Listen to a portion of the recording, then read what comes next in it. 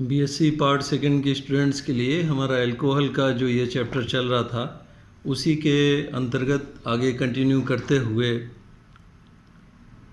हम अल्कोहल की जो प्रॉपर्टीज़ हैं उनको अब आज स्टडी करेंगे। अल्कोहल्स के जनरल एस्पेक्ट को मैंने पिछले वीडियोस में शेयर किया था, जिसमें classification of alcohols, nomenclature of alcohols and isomerism in alcohols इत्यादि को बताया था।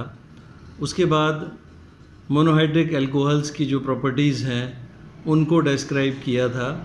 मोनोहाइड्रिक अल्कोहल्स के अंतर्गत मैंने method of preparation for monohydric alcohols आप लोगों को बताया था। अब इसके बाद में आगे जो है मोनोहाइड्रिक अल्कोहल्स की ही प्रॉपर्टीज़ को हम लोग देखते हैं। Properties of monohydric alcohols.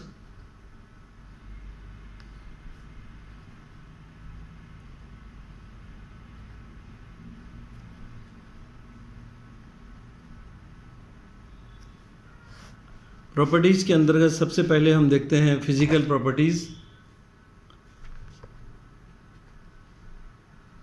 Physical properties में अल्कोहलों के भौतिक गुण जो होते हैं उसको हम यहाँ पर है स्टडी करेंगे।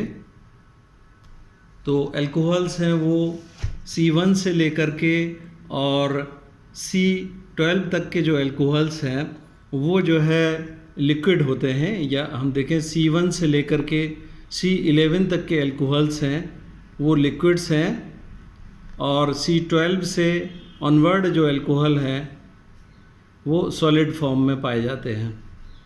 ये अल्कोहल्स की फ़िज़िकल स्टेट के बारे में है। इसके बाद में हम देखते हैं कि जैसे जैसे इनका मॉलिक्यूलर वेट बढ़ता है, इनके melting point and boiling point हैं वो ग्रेजुअली इंक्रीज़ होते चले जाते हैं। और जो लोअर अल्कोहल्स हैं उनके अंतर्गत हम देखते हैं जैसे मिथेनॉल है, CH3OH है, इसका जो बॉइलिंग पॉइंट है 64.5 डिग्री सेल्सियस होता है। इथेनॉल का बॉइलिंग पॉइंट 78 डिग्री सेंटीग्रेड होता है, एंड शो ऑन है। जैसे जैसे हम हायर अल्कोहल्स की ओर जाएंगे तो इनके जो बॉइलिंग पॉइंट्स हैं वो ग्रेजुअली है वो इंक्रीज़ होते चले जाते हैं। एक और जो इम्पोर्टेंट बात है अल्कोहल्स के साथ में कि जो अल्कोहल्स हैं उनके जो बॉइलिंग पॉइंट होते हैं वो करस्पॉन्डिंग एल्केन से बहुत ज़्यादा होते हैं। बॉइलिंग पॉइंट ऑफ अल्कोहल्स काफ़ी ज़्यादा होते हैं देन करस्पॉन्डिंग एल्केन्स हैं। जैसे हम देखते हैं कि 2 कार्बन वाला अल्कोहल है दैट इज़ C2H5OH है, इसका जो बॉइलिंग पॉइंट है वो मच ग्रेटर होगा than corresponding alkane that is C2H6। हम जानते हैं C2H6 तो एक गैस है, एथेन है, वो गैस है रूम टेम्परेचर पर, जबकि एथिल अल्कोहल का बॉइलिंग पॉइंट हमने देखा है 78 डिग्री सेंटीग्रेड है। तो इस प्रकार से जो अल्कोहल्स हैं इनके बॉइलिंग पॉइंट है करस्पॉन्डिंग एल्केन की तुलना में काफ़ी ज़्यादा होते हैं। इसका कारण जो सबसे बड़ा कारण है that is hydrogen bonding in alcohols. Alcohols में हाइड्रोजन बॉन्डिंग है वो पाई जाती है, और हम लोग जानते हैं कि जो हाइड्रोजन बॉन्डिंग है वो 2 प्रकार की होती है, intermolecular hydrogen bonding and intramolecular hydrogen bonding. तो अल्कोहल्स में पाई जाने वाली हाइड्रोजन बॉन्डिंग है वो इंटरमॉलिक्यूलर हाइड्रोजन बॉन्डिंग है वो अल्कोहल्स में पाई जाती है। अर्थात ये जो मॉलिक्यूल्स हैं अल्कोहल के ये सभी इंटरमॉलिक्यूलर हाइड्रोजन बॉन्डिंग द्वारा बंधित रहते हैं। अब हम एक किसी भी रिप्रेजेंटेटिव का देख सकते हैं। R कोई अल्काइल ग्रुप है, O एंड H हाइड्रोजन। हम जानते हैं कि ऑक्सीजन की इलेक्ट्रोनेगेटिविटी है वो काफ़ी ज़्यादा होने की वजह से डेल्टा नेगेटिव चार्ज और hydrogen delta positive charge acquire करेगा। अब अल्कोहल का जो दूसरा मॉलिक्यूल है उसके साथ में ये जो हाइड्रोजन है उसका ऑक्सीजन है उसके साथ में हाइड्रोजन बॉन्डिंग है वो कर लेगा, और इस प्रकार से इसका जो हाइड्रोजन है वो अन्य जो है उसके साथ हाइड्रोजन बॉन्डिंग कर लेगा और इस प्रकार से ये जो है सारे हाइड्रोजन बॉन्डिंग के द्वारा है वो बंधित होते चले जाते हैं और इस प्रकार से ये हाइड्रोजन बॉन्डिंग है वो अल्कोहल्स के अंतर्गत अंदर पाई जाती है। वास्तव में तो हम एक्चुअल अगर स्ट्रक्चर के रूप में देखते हैं तो अल्कोहल का स्ट्रक्चर भी वी शेप के जैसा होता है। इसको और सही तरीके से हम इस प्रकार से रिप्रेजेंट कर सकते हैं। यहाँ पर ये ऑक्सीजन के साथ में ये R ग्रुप है और ये H है। इस प्रकार से ये डेल्टा पॉजिटिव हो गया, ये डेल्टा नेगेटिव है, इनके बीच में ये हाइड्रोजन बॉन्ड हो गया। इसी प्रकार से ये दूसरा जो अल्कोहल है वो अन्य ऑक्सीजन के साथ में हाइड्रोजन बॉन्ड है वो एस्टेब्लिश कर लेगा और इस प्रकार से ये सभी ये डेल्टा पॉजिटिव, डेल्टा नेगेटिव और ये इसी तरह डेल्टा नेगेटिव, ये डेल्टा पॉजिटिव होगा और सारे अल्कोहल के मॉलिक्यूल्स हैं वो हाइड्रोजन बॉन्ड के द्वारा बंधित हो जाते हैं। अब इसमें हम ये देखते हैं कि जैसे जैसे जो R ग्रुप है, जो एल्काइल पार्ट है या हाइड्रोकार्बन पार्ट है, इसका साइज़ अगर बहुत ज़्यादा हो जाएगा तो फिर हाइड्रोजन बॉन्ड के फॉर्मेशन में फिर दिक्कत आने लगती है। हाइड्रोजन बॉन्ड के फॉर्मेशन में दिक्कत आने लगती है क्योंकि ये स्टीरिक हिंड्रेंस क्रिएट करने लगेगा। हालांकि लोअर अल्कोहल्स में जो स्टीरिक हिंड्रेंस R ग्रुप की नहीं होती है, इस वजह से पर्याप्त हाइड्रोजन बॉन्डिंग इनमें उपस्थित होती है। हाइड्रोजन बॉन्ड है, इनकी जो स्ट्रेंथ है वो अल्कोहल्स में 5 किलो कैलोरी पर मोल होती है।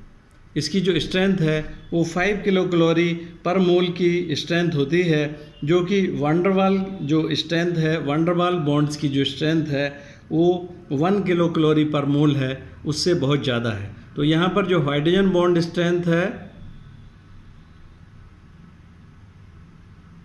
That is much greater than van der Waal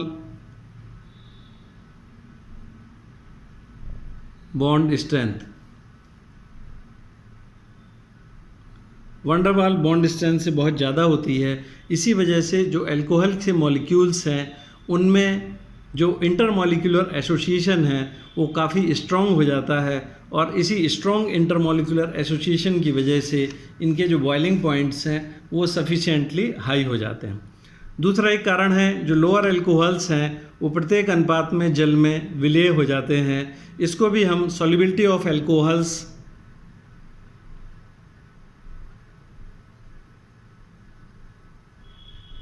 in water में इसकी जो सॉल्युबिलिटी है इसको भी हम इसी आधार पर एक्सप्लेन कर सकते हैं कि ये वाटर के मॉलिक्यूल्स के साथ भी हाइड्रोजन बॉन्ड का फॉर्मेशन कर लेते हैं। अगर हमें वाटर के साथ इसकी सॉल्युबिलिटी को एक्सप्लेन करना है तो हम यहाँ पर इसको दिखा सकते हैं। ये एक अल्कोहल का मॉलिक्यूल है, नेक्स्ट है वाटर का मॉलिक्यूल। वाटर का मॉलिक्यूल भी वी शेप मॉलिक्यूल होता है और ये इस प्रकार से ये अल्कोहल का मॉलिक्यूल होगा, ये वाटर का मॉलिक्यूल हो गया, फिर अल्कोहल का मॉलिक्यूल आ जाएगा और फिर वाटर का मॉलिक्यूल आ जाएगा। इस प्रकार से वाटर एंड अल्कोहल के मॉलिक्यूल के बीच भी हाइड्रोजन बॉन्डिंग को हम यहाँ पर एक्सप्लेन कर सकते हैं। इसीलिए जो लोअर अगेन हम यहाँ पर देखेंगे कि जो हायर अल्कोहल्स हैं उनकी सॉल्युबिलिटी है वो वाटर में डिक्रीज होने लगेगी। उसका कारण भी स्टीरिक हिंड्रेंस ऑफ एल्काइल या हाइड्रोकार्बन पार्ट होगा। हालांकि लोअर अल्कोहल्स जितने भी हैं वो आसानी से वाटर में सॉल्युबल हो जाते हैं। तो इस प्रकार से हम इनकी फिजिकल प्रॉपर्टीज़, इनसे रिलेटेड जो क्वेश्चंस हैं वो पूछे जाते हैं।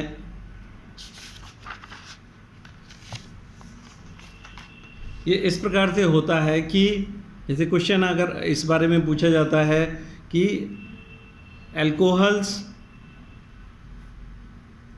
अपने संगत एल्केन्स की तुलना में उच्च क्वथनांक वाले द्रव हैं, स्पष्ट करो। तो ये हम हाइड्रोजन बॉन्डिंग के द्वारा स्पष्ट कर सकते हैं। इसी तरह का क्वेश्चन है वो ये पूछा जा सकता है कि निम्नतर अल्कोहल्स जल में प्रत्येक अनुपात में विलेय होते हैं स्पष्ट करें। तो इस प्रकार से हाइड्रोजन बॉन्डिंग के द्वारा, हाइड्रोजन बॉन्डिंग के कंसेप्ट के द्वारा हम इन दोनों क्वेश्चंस का आंसर दे सकते हैं। अब आगे जो आती हैं वो है chemical properties of alcohols.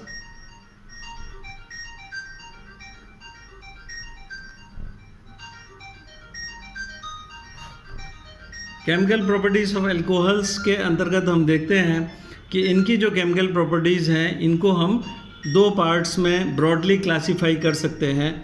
Number 1 है जिसमें कि ROH, ये वो प्रॉपर्टी है जिसके अंतर्गत हम ऑक्सीजन एंड हाइड्रोजन के बीच का बॉन्ड है वो हम ब्रेक करके देखते हैं, अर्थात वो प्रॉपर्टीज़ जिनमें कि एल्कोहल में ऑक्सीजन एंड हाइड्रोजन के बीच का बॉन्ड ब्रेक होना है। दूसरी तरह की जो प्रॉपर्टी है उनके अंतर्गत हम देखते हैं कि एल्कोहल में R एंड OH के बीच का बॉन्ड है ये ब्रेक। ये तो A टाइप की प्रॉपर्टीज़ हो गई और ये B टाइप की प्रॉपर्टी। अब देखिए A टाइप की प्रॉपर्टी में हम वर्चुअली देख सकते हैं कि ऑक्सीजन एंड हाइड्रोजन के बीच का जो बॉन्ड है वो ब्रेक हो रहा है और यहाँ पर डेफिनेटली जो हाइड्रोजन है वो डेल्टा पॉजिटिव है, ऑक्सीजन वाला पार्ट है वो डेल्टा नेगेटिव है। तो अगर यहाँ से ये ब्रेकडाउन होगा तो ये इनकी जो प्रॉपर्टी है इनके अंतर्गत एसिडिक नेचर ऑफ एल्कोहल्स भी आएगा। एसिडिक नेचर ऑफ एल्कोहल्स है वो हम इन प्रॉपर्टीज़ के अंतर्गत देखेंगे। दूसरी तरह की जो प्रॉपर्टीज़ हैं इसमें R एंड OH ग्रुप है वो हटेगा। तो अब इसमें पूरा OH ग्रुप अगर हटता है तो इसके अंतर्गत हम उन प्रॉपर्टीज़ को देखेंगे जिसमें OH का यहाँ से पूरा विस्थापन हो जाता है। तो पहली तरह की प्रॉपर्टीज़ में हम इंक्लूडिंग देखेंगे एसिडिक नेचर ऑफ एल्कोहल्स वाली प्रॉपर्टी देखेंगे और अन्य वो प्रॉपर्टी देखेंगे जिसमें कि एल्कोहल के O एंड H के बीच का बॉन्ड टूटता है। तो इसमें सबसे पहले हम A टाइप की प्रॉपर्टीज़ में, A टाइप में हम इनका एसिडिक नेचर ही देख लेते हैं।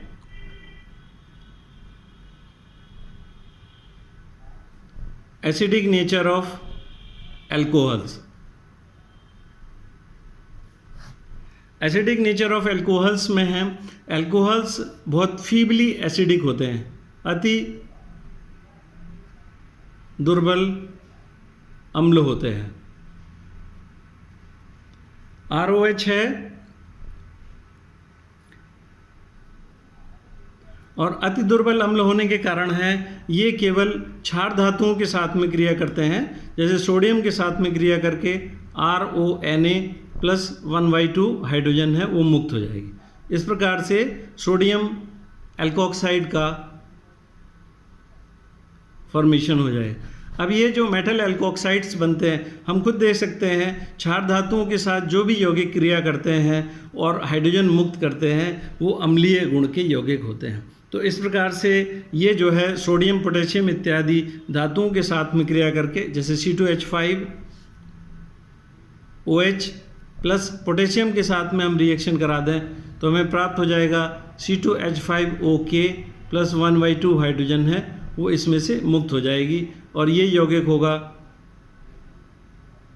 Potassium ethoxide. पोटेशियम इथॉक्साइड का है ये फॉर्मेशन हो जाएगा, हाइड्रोजन गैस से मुक्त हो जाएगी। एल्कोहल्स की एसिडिटी को अगर हम देखते हैं तो जो प्राइमरी एल्कोहल्स हैं उनकी एसिडिटी ज़्यादा होती है than secondary alcohol than tertiary alcohols.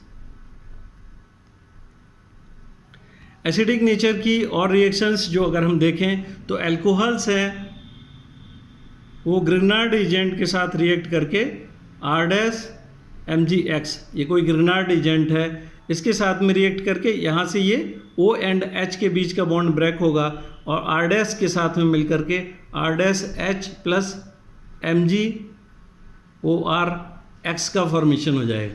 तो इस प्रकार से ये जो प्रॉपर्टीज़ हैं ये अगेन शो करती हैं कि एल्कोहल्स के अंदर एसिडिक नेचर होता है। एल्काइल मैग्नीशियम हैलाइड के साथ रिएक्ट करके एल्केन बनाती हैं और एल्कोक्सी मैग्नीशियम हैलाइड अलग हो जाता है। तो इस प्रकार से ये प्रॉपर्टीज़ हैं ये शो करती हैं कि एल्कोहल्स के अंदर एसिडिक नेचर होता है और OH बॉन्ड है वो इस प्रकार से ब्रेकडाउन हो जाता है। इनके अब हम एक्सप्लेन करेंगे कि इनका जो एसिडिक नेचर है वो क्यों प्राइमरी का सबसे ज़्यादा होता है, देन सेकेंडरी और टर्सरी का सबसे कम होता है।